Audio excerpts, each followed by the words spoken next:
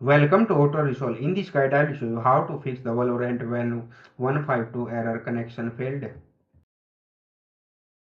Fix 1. Restart Riot Vanguard service Step 1. Press Windows plus R and type services. MSC. Step 2. Find VGC service. Step 3. Right, click it and select Start or Restart. Step 4. Restart your PC. Fix 2. Restart Riot Client and Valorant Step 1. Close Valorant and Riot Client completely. Step 2.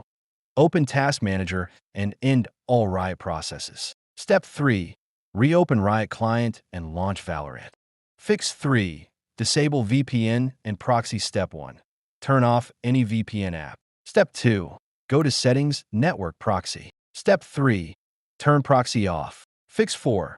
Allow Valorant through firewall. Step 1. Open Windows Security. Step 2. Go to Firewall and Network Protection. Step 3. Allow Valorant and Riot Vanguard.